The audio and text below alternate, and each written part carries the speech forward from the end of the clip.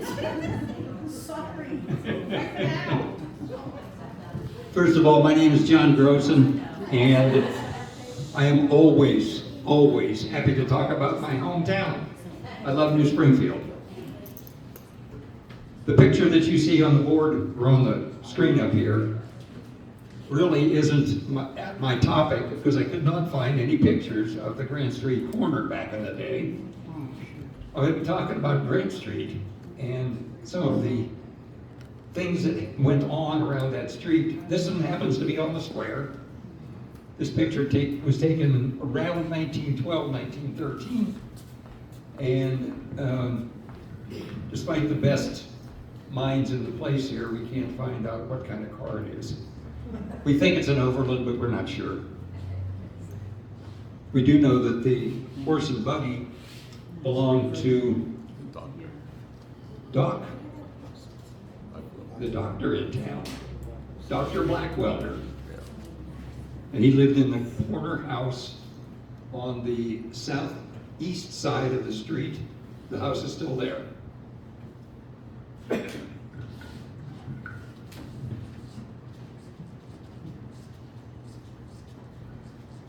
This is the first map that I found of the town of New Springfield. This is from the 1860 era, and this town was laid out around 1825 by a gentleman by the name of Abraham Christ, and it included just 28 parcels, which I'll show you in a subsequent slide here.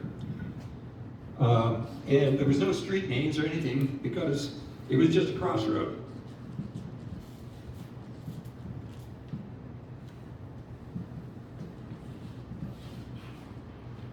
Here is 1874, and as you can see, it has grown quite a bit. There's an actual street going down to the southwest, and there was a church even by 1874. I brought this for a reason. Right up here at the top. I don't know if this is going to last, but there's a Lutheran church up here. The schoolhouse was over here in this corner. That was part of the original plat.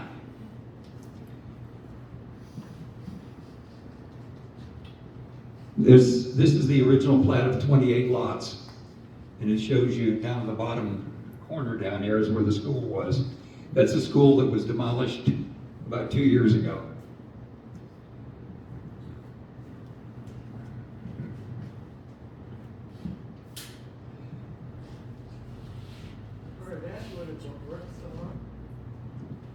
What's that? Yeah, we do have some bricks back here from that school.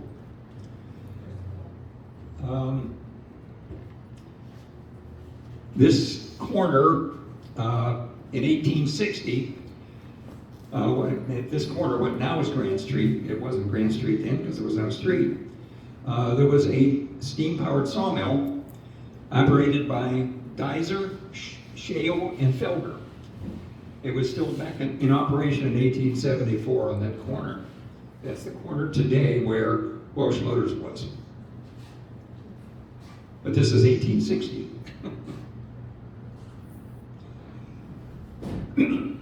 Okay, the next event in town that I have history on, in 1877, there was a fire, and it broke out in the New Springfield Bent Works.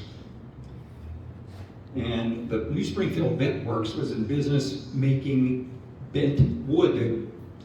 They were bending felloes, and a felloe is a curved piece of wood that is used in carriage wheels. They also made wood shafts, wood poles, and wood top bows for carriages. And it was operated by George Felger, who was born in 1830, died in 1909. And it was one of these businesses near the square. It was actually the second one from the square. And it caught fire in 1877, and it consumed not only his business and home, but also the homes near it.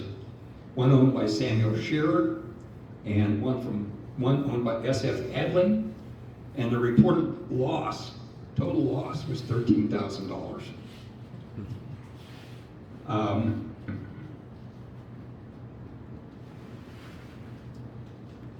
So here's the map of New Springfield in 1900. So those things that burnt down were right in this area.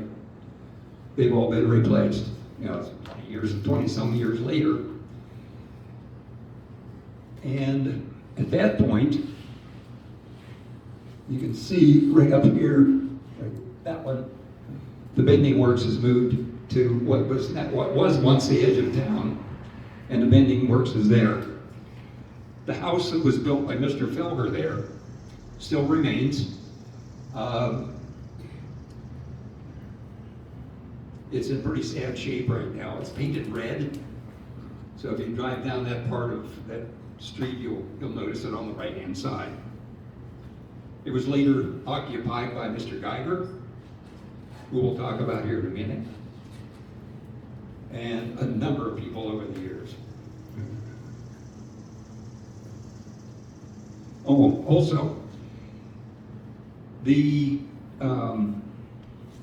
1900, you see there's what looks like streets. And this was done, there were several additions made to the town. The Snoke addition and the Peters addition were done around 1900, and they included the addition of Grant Street. And there were other additions to the town were Fulgerson, Peters, Snoke, Bound, Shearer, Creel, and Spittler. And so these additions are shown around this map in 1900. Here's the original plat. And now, in 1900, the post office is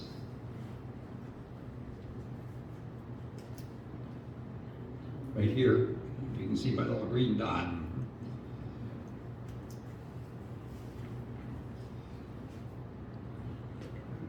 And it brings us to my first character.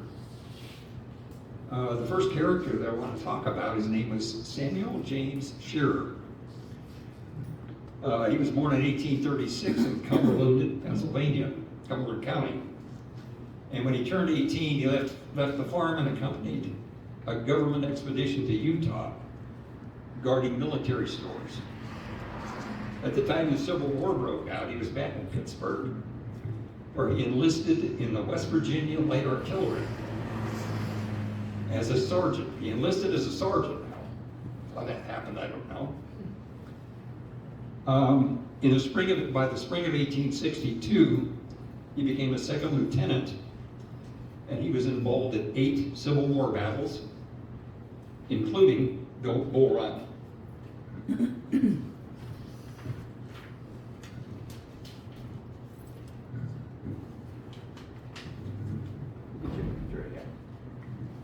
There's Samuel. Okay, in 1867, he got married in Harmony, Pennsylvania, and for about a year conducted a distilling business around Newcastle. At the 1970 or 1870 census, he's living in New Springfield at Boardman Street and working a distillery. Gee, it wasn't just New Middletown that had a distillery.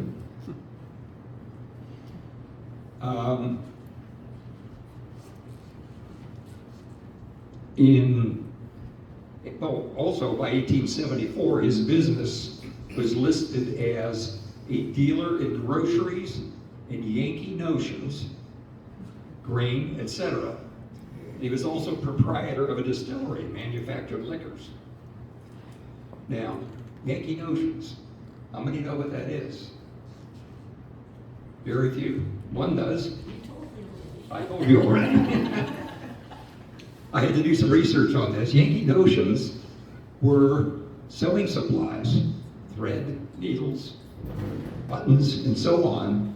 And the Yankee comes from, they were all made in New England.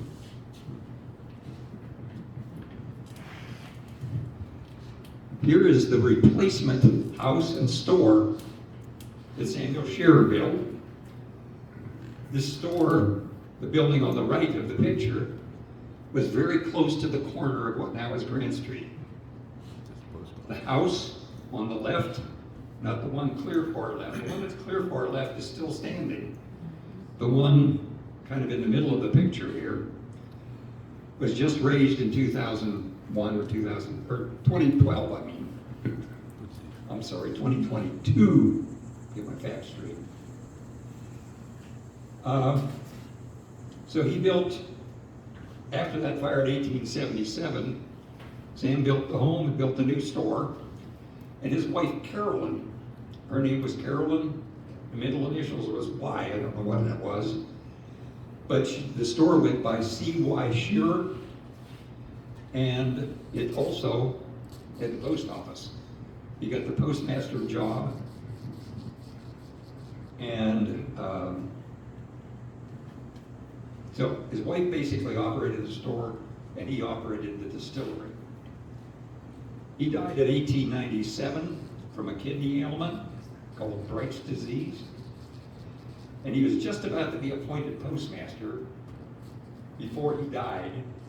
And since that didn't work out, they awarded the postmaster job to his wife.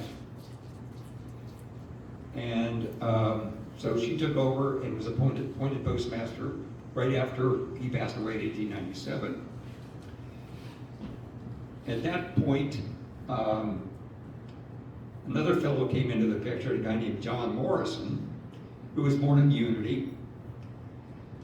And he came to work at New Springfield at age 16 to work at his uncle's basket factory, the Reach Basket Factory. He married Shearer's oldest daughter and moved to Columbiana as a butcher. But after Sam died, he came back to New Springfield and managed the store for his mother-in-law. Just a side note, I find it interesting if I trace the lineage from the Shearer family.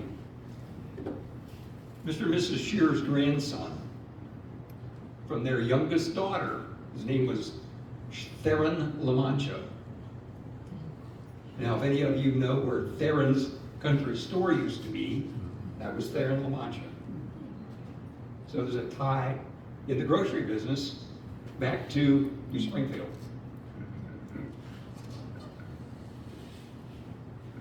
And Mr. Shearer was buried in the New Springfield Lutheran Cemetery, right on 165. And here's the home that was raised. I've got the date now, 2021. This was Mr. Shearer's house that he built back after the fire in 1877. Okay, I'm going to switch gears to a different corner of Grand Street.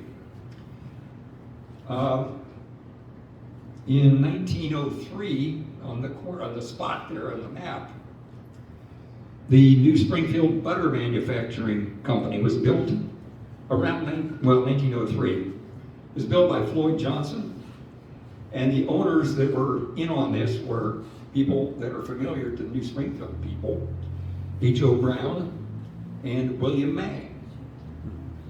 The manager at the time was Clarence Ford.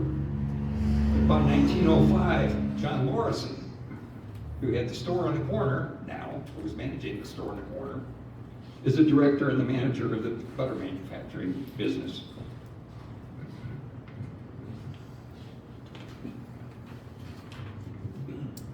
This particular building was later used for school bus storage when the Welsh Motors owned the business.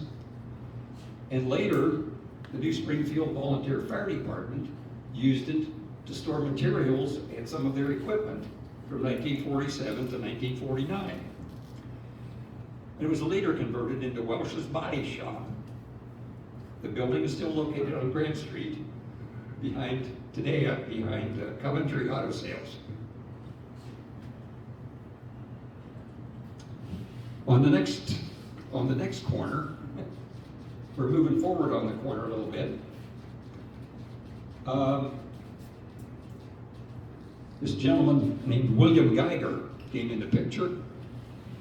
Around 1904, well, he was born in New Springfield in 1868, and by 1900 he's on the census as a farmer. 1904, he's operating Geiger's Carriage Works on the corner of Grant Street and at that time Boardman Street. Around 1907, he began selling Fords and tractors and Ford cars and farm implements, etc. You also notice that the sign here, it's hard to tell, but the sign on the right-hand side happens to be a Red Crown gasoline sign, so he had sold gasoline as well. Best we can tell, this picture is around 1907. Actually, that Model T in the picture is 1915, I think. Okay. David says the Model T is a 15, so the date may be wrong on the picture. Okay, by 1918, he built this present masonry building, and here's a picture of it, sometime after 1918. This corner business prospered, and the property was sold to Duncan Welsh in 1939. And in November 2022, the Welsh Ford business was sold. And I'm not going to go into the Welsh business too much because we had a presentation here recently by Kim Welsh talking about the entire Welsh business at that location. It's available on YouTube right now if you want to look at it. Okay, right around the corner from that building you just saw,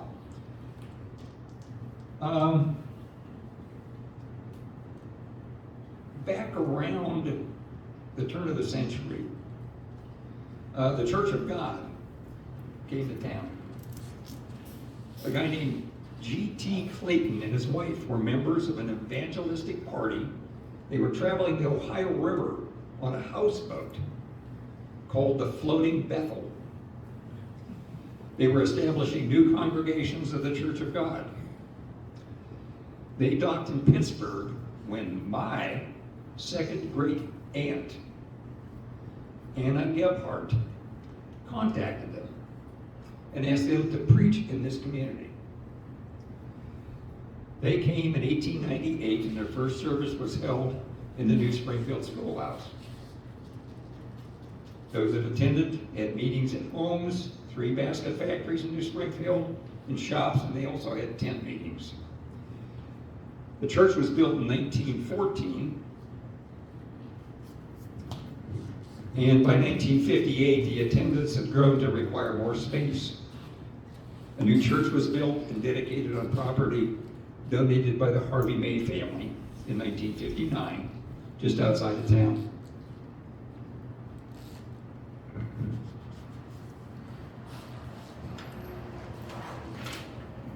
Is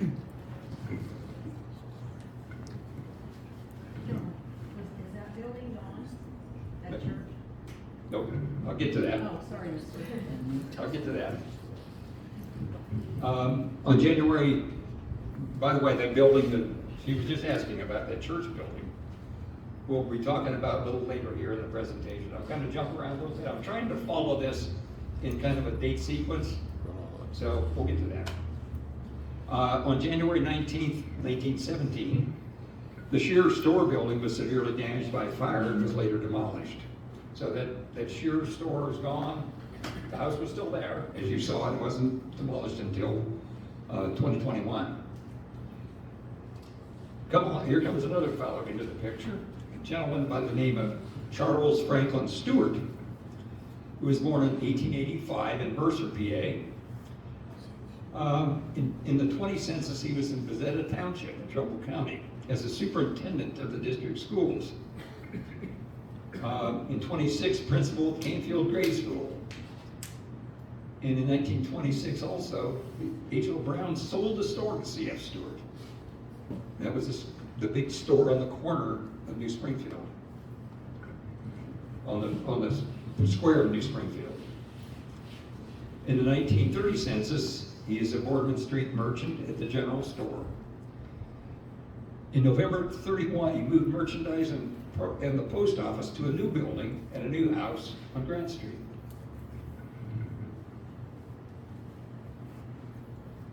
I have some terrible, terrible pictures of the C.F. Stewart store. By the way, he didn't go by Charles Franklin, he went by C.F. So he had the post office. The post office was this new building, which was built in 1931. The store had a front entrance to the store, it had a side entrance that went into the post office. Although they weren't connected, or weren't segregated inside, it was wide open. And there are a number of proprietors that worked at this store. I've had a tough time finding anybody's name that worked in the store from 1931 to 1940-ish. Around 1940, I found Dora Grimm worked in the store, or managed the store from the 41 to 45. And see there's another snapshot, somebody driving past the store. Here's the next character we have in the saga of the corner. This fellow's name is Albert Marino. He was born in 1918 in Struthers. And he ran the store at the corner, the C.F. Stewart store, from 1946 to 1951. The thing that I didn't know about Mr. Marino is that he died in a plane crash. And the plane crash, there's an article about the plane crash from August 16th of 1951. This is what he was riding in at the time. Yeah. And that plane crashed on the south end of town. Today there is a corn maze in the field there, and he crashed in that field. A number of people went to his aid to try to get him out of the wreckage, but it didn't work. So it was Al's store. After Al passed away, a gentleman by the name of Irvin Vaughn, he worked at the store for a short time, I think in 1951, best we can tell. And at that point, Dan and Dora King took over the store from early 52 to 1956, or thereabouts. Mr. Stewart had retired from 55, and the post office then moved to a new building that was built by Galen Seeger, the new postmaster. And the C.F. Stewart store closed very shortly thereafter, maybe a year or so later. And the building sat there vacant for several years. And part of that property was leased by Welsh Motors, just simply to park some of their used cars and so on.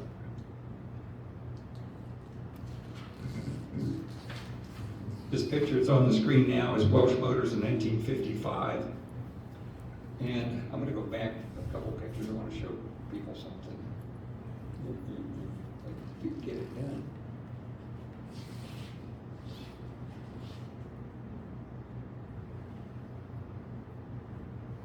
There's the big tree in the middle of this picture.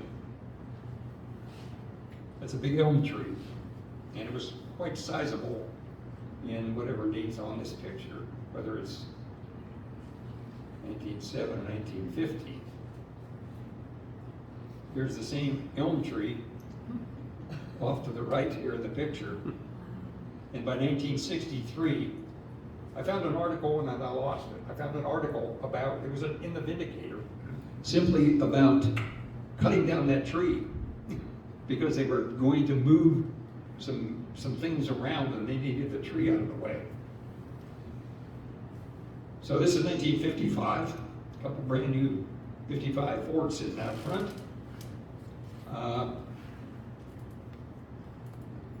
Okay, here's the big move. And this will answer the question about that old building. In September 1963, a major change took place at the corner. Mr. Wayne Welsh, who operated the Ford dealership, needed space for his growing Ford dealership. He purchased property on either side of his existing building location. The properties were owned by the Stewart estate, which were on the corner of Grant Street, and the Church of God property, which is just to the well or north of Welsh's. The buildings were also included in the property purchases. On Monday, September 9th, the house movers began to move two buildings. First, C.F. Stewart's store building was moved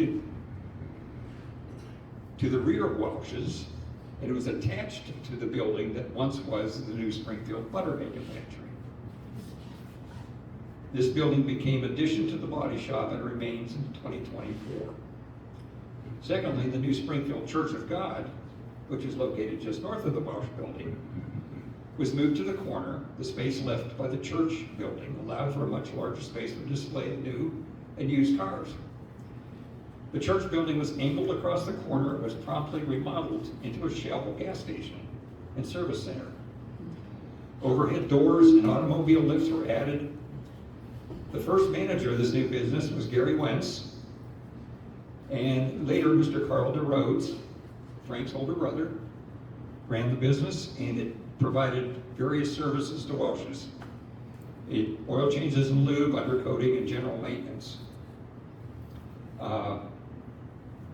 Wayne Welsh retired in '67 and died in 1976. And I'm showing the people that operated this now gas station were Gary Wentz up to 272, I think. Carl took over from 73, 76 or so. In 77, it sat unused, according to the Vindicator article. 78, 79-ish to 1987, the Nimitz Little Shopper came into place, and it turned into a Quaker State station, and it was owned by Henry Nimitz. And I believe you worked there, correct? 5 years. 5 years, worked for Henry. In July, around July 1993 to around 2013 or 14, a guy named Norman or Denny Bate from New Waterford operated the business as Vittle Village, and there were some tax issues, I will just put it that way. There were some tax issues with the government, and they locked the doors on Mr. Bate. And then for several years it sat vacant. 2017, so Lehman Holdings of Ohio bought it, ran a fuel station and convenience store. And in 2021, okay, this is, I'm going to back up a little bit. This is the old store. This is C.F. Stewart's store after it was moved. Here you can see it attached. The building on the left would have been the creamery, the butter manufacturing company. And you can see a break in the roof line. That break in the roof line to the back is the Stewart store that it was added on. Here's the first business. Obviously, this is around 65. There's a 65 Mustang, looks like. Or is it a 66, Dick? One or the other. One or the other. Also interesting, in the background,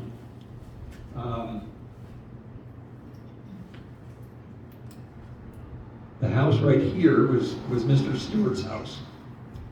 This house is the insurance company right now. You want my thoughts on? But this was C.F. Stewart's house, and it was, the fire department burned that down as a training thing when, I don't know when. Dave should know when, but he doesn't. Yeah. Rock holes. So this is the Shell business when it was first opened. This is obviously some years later. This is the Swift mark. And here is the current, the picture of Coventry on the corner.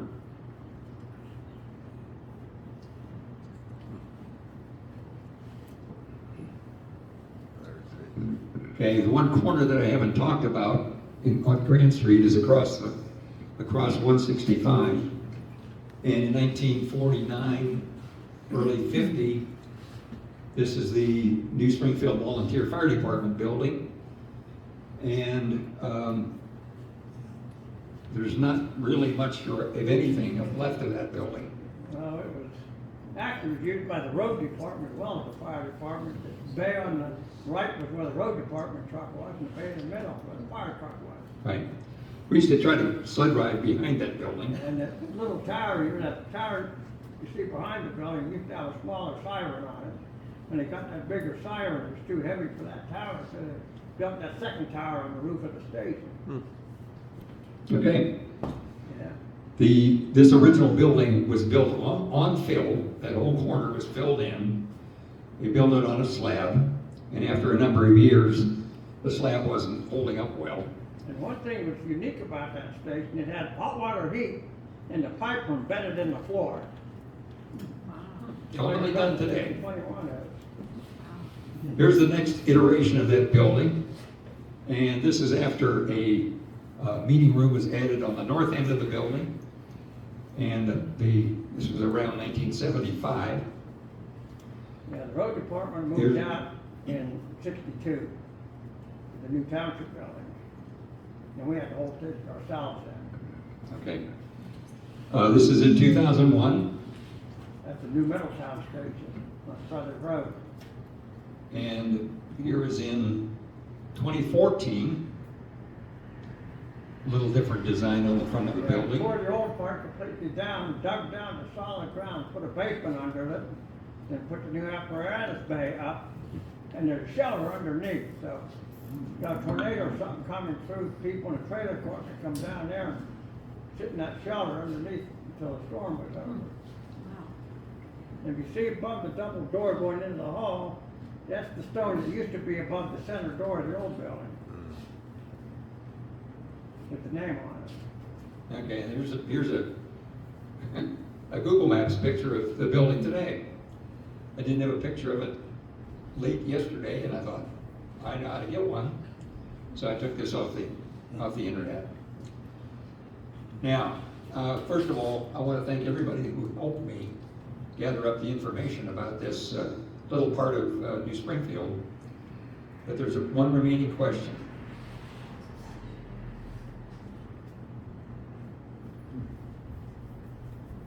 Who's Grand Street named after? Probably Ulysses S. Grant, I suppose. Was it US or was it WT?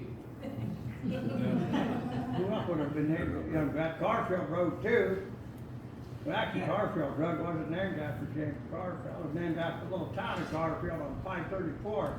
But Garfield, the town Garfield was named after Garfield, Yeah. the president. Yeah. So indirectly it was. Now this is just, I think it was probably US Grant, but WT came to mind as well. Some of you may not know what WT Grant is, and you're pretty young, man. Also, back in the old days, Columbiana Road from Garfield down to Kibler was also called part of Grant Street. Well, some of the street names are kind of strange because I find some old photographs. I grew up on Lisbon Street, West Lisbon Street was the name of it. And I found an old photograph that called it Water Street. Never thought of that before. The main drag was North and South Boardman It was Street. Boardman Street, now it's Woodward Street. And I was gonna say, I'm not sure exactly what year it was, because Carl always took care of that stuff, but half of my house was moved up from the square on a hay wagon, right, the left part of my house. correct. And to this day, you can see, I've lived there 68 years, and you can still see where the floor, where the house come together in Right. the front home. That when H.L. Brown bought that store on the Yeah. square, Yeah, that had been operated by a different gentleman, and he bought the store, And it wasn't, after a couple of years, he figured out it wasn't gonna be big enough for his business. So he moved it to What year was that? early 1900s. Yeah. All I can say is early, probably Yeah, 1902. I have probably at home, but I just haven't, I actually Somewhere, forgot something about like it. that. Yeah, But like I say, prior to 1900, there really wasn't a street right. up there. As a child, I remember H.O. Brown's, oh, I've told you this. I remember he had beautiful gardens in the backyard and a little goldfish pond. They say that, I don't know, but they say that actually where they were, I don't know, but they say buses actually stopped and looked at her gardens, Really? Mrs. Brown's. Not there now, it's all grass. Okay, that's the end. Thank you all.